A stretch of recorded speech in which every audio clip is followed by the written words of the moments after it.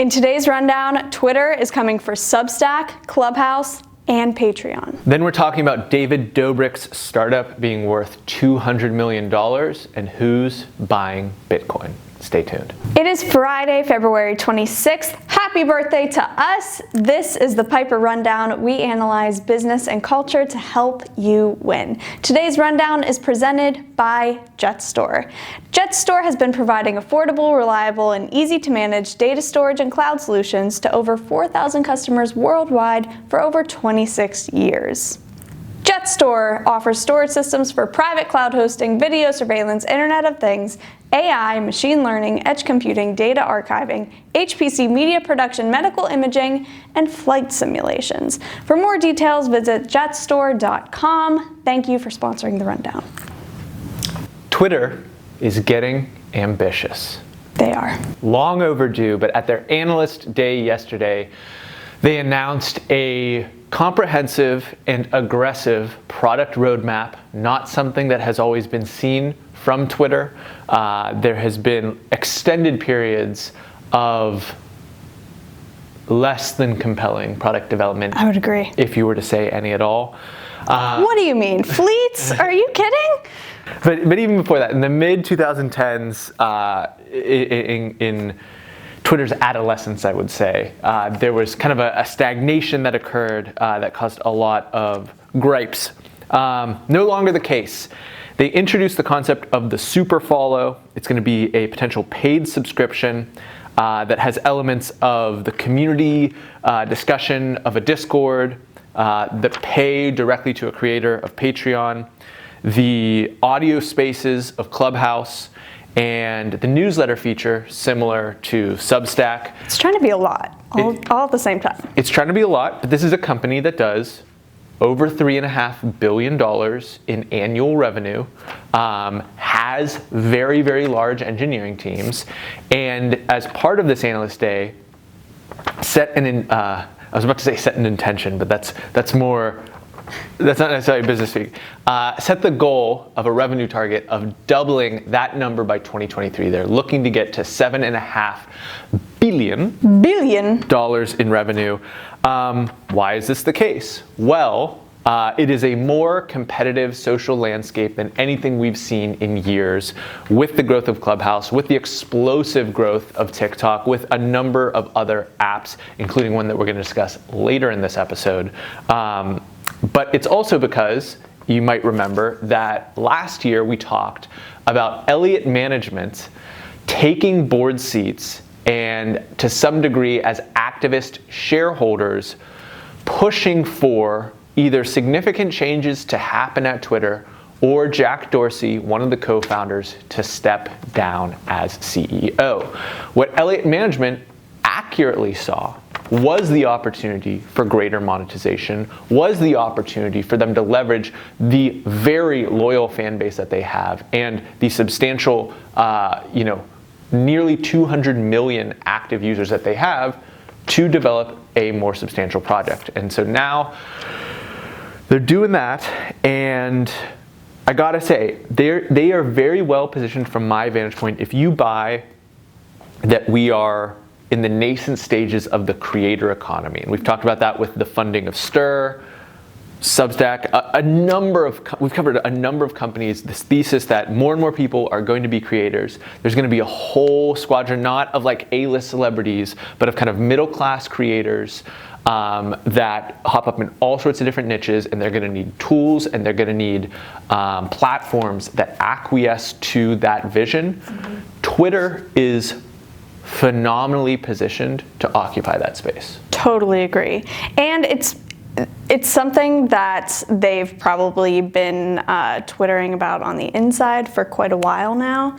And given the fact that Jack Dorsey is so heavily involved with these payment processing systems, he clearly understands the value that monetization for creators and content gives to those individuals. And I don't know, I love to see it. I love that smaller creators are consistently being empowered, and Patreon was life-changing for a few, very unique individuals who were able to monetize their art. But like, I don't know. I overall really like the direction that this is going, and with all the buzz about NFTs now, I'm not surprised that this is a larger conversation that Twitter's getting in on.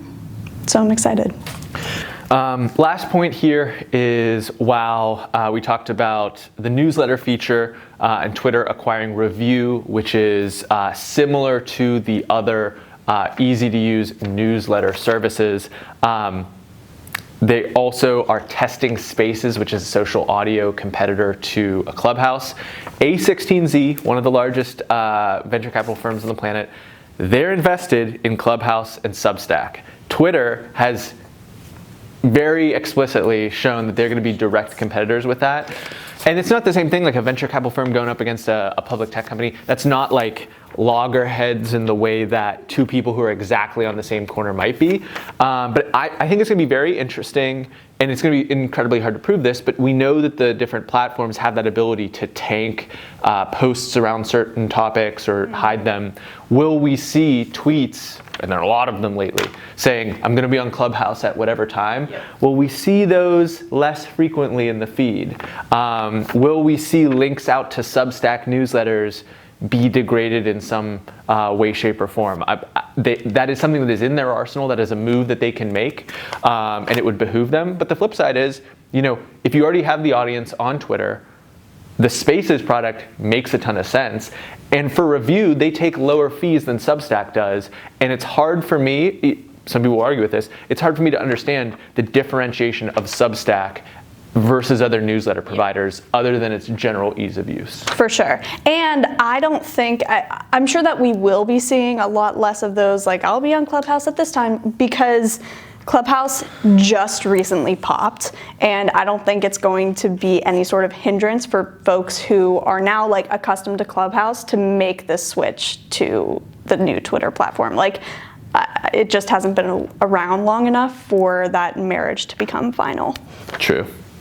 Our next topic is a topic that seems to pop up like every other freaking episode of the Rundown, is Bitcoin, with two announcements. The first, probably a little bit more headline garnering, a little bit more hypey, which is Square adding $170 million to their balance sheet worth of Bitcoin, in addition to the $50 million that we talked about last year. But the other move in the crypto space recently is Stone Ridge announcing that they are adding a diversified fund in April, which will be holding crypto. And the reason this is a big deal is that this is a large mutual fund getting into this space. And it's hard to, if you're not like super into financial services and all the different amendments, it's hard to like keep track of like, well, this is over here and that's over there and this, that, and the other thing. But there aren't many mutual funds that have built funds around the concept of investing in a cryptocurrency. They are one of the first major ones to do so. And in the same way that the first couple companies, be that MicroStrategy or Tesla or Square, adding it to their balance sheet, starts to set in motion discussions or the normalization of other companies doing the same thing. You're basically seeing that with the mutual fund space, which is very, very large, potentially making those same types of moves. So as you think about the flows of capital, as you think about the different pockets or wells of capital that might get involved in a space that were otherwise prohibited or unable or unwilling to, this is another one of those little, it's a signal. It's not a guarantee one way, shape, or form, but it is a signal of another asset category being involved in the Bitcoin. 100%. We're just going to see more of it. Speaking of more, Dispo, David Dobrik's social media app, raised $4 million in a seed round just 5 months ago. Today, or as of this week, they've raised an additional $20 million at a $200 million valuation. Now, they were very effective at creating hype, not just because David has an enormous following across TikTok and YouTube, and his users, simply for wanting to be proximate to his brand, might get involved in Dispo, but also because they used the same gated invite mechanism that Clubhouse used to gather a lot of hype and gather a lot of discussion. in order to grow their platform so great that it actually exceeded the limits of the iOS test flight service, which is for basically apps that are still in beta. Substantial. Like I wouldn't know because I have an Android. iOS only. Substantial, especially through the lens of a social network being bootstrapped effectively by an influencer. Yeah. And this has been tried actually a bunch of times. That rightfully, the initial acknowledgments that that's what this could be was met with skepticism because a ton of people have tried to launch social networks by giving some equity to a couple influencers and having them promote the heck out of it, trying to get people onto the platform. We still don't yet know if this will be successful, but the amount of funding and the amount of hype that we're seeing in just users generally makes me more optimistic than I've ever seen from something like this. And in terms of expanding people's imagination, the same way that Mr. Beast launching a fast food chain in 300 cities all on the same day, 300 locations all on the same day, expanded the perception of what a influencer, digital creator could potentially be as a business. Yep. This is in that exact same category. For sure. And David Dobrik is famous for pioneering these new ideas and pulling all these crazy stunts, but this project in particular, first of all, I'm very excited to eventually get the chance to use it. I'm assuming that he will release it on Android. If you can't do that with $20 million, I mean, like, what are you? Exactly. What are you doing? That's what I'm saying, David. Let's pick it up here. But I'm just excited for if this actually does catch on. This is an app that, in the same vein as like Twitter promoting the creators, like it's just enabling people to be more creative and to document their lives in a unique way. I think Instagram it has just been catching a lot of flack because it's just played out and people aren't spending as much time on Instagram. I'm excited for the next thing. Yeah. Our last story of the day is Otter.ai raising $50 million in their Series B.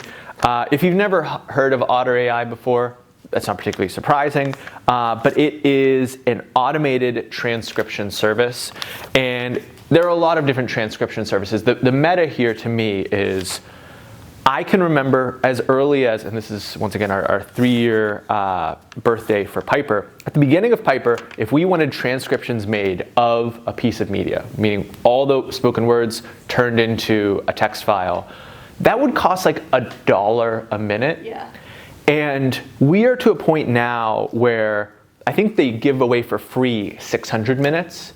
And then after that, it's like some fixed flat rate for hours and hours and hours and hours and hours of transcription. Right. It is shocking how fast that has fallen. Like we're kind of used to that to some degree in the digital age of like, memory expanding or processor speeds or whatever. It's crazy that the cost of transcribing something is approaching zero in an insanely quick amount of time. And it's like 70% correct too. I would say more than that. It's usually pretty spot on, but eventually, like within the next 2 years, it's going to be perfect across the board and relatively cost nothing. Yeah, and we talked about Descript, we talked about Webflow, we talked about these other services, and the second order implications of readily accessible transcription. And basically what that is making live experiences legible to a computer. Yep. If it can hear it, understand it, and then interpret those words, the second order effects of that are already in motion, but seeing the nearly free ability to transcribe any live event is that kind of clue that there's already people working on the second order implications of that. Yeah. in terms of why other people would use that, it's definitely used in content. It's also, I've heard people using it basically when they're having conversations with, whether it's like a team meeting and we just want to have notes from that meeting, or you and the person that you just brainstorm with, you jive with, that you like, explore really interesting places. You might record those conversations so that you can remember that really interesting conversation you had and the point that someone was making, and all sorts of fascinating implications off the back of that. Yeah, there are, I don't know where I heard of this, but there's like there's a website where people like just track random parts of their lives, like keep data for different parts of their lives, keep stats. Do you know what I'm talking about? That sounds like it could be like 3,000 different things. It's like someone I'm sure has like recorded life logging? Is that what yes, life logging. This This is going to eventually get to the point where like your entire day will be recorded. You don't have to do anything, but you'll just at some point know like how many times you sneezed in a day, how many dollars you spent in every Saturday or something. You know what I mean? It's just like going to be absolutely seamless. You'll just have that information at the drop of a hat. It's weird. It's gonna be very weird. Well, that's a rundown. After show? We dropped a vlog yesterday reflecting on 3 years in business. Go check that out. I don't know, subscribe to the Expand Your Mind newsletter. Write interesting stuff there. Yes, very interesting. I don't know. Have a lovely day. And weekend.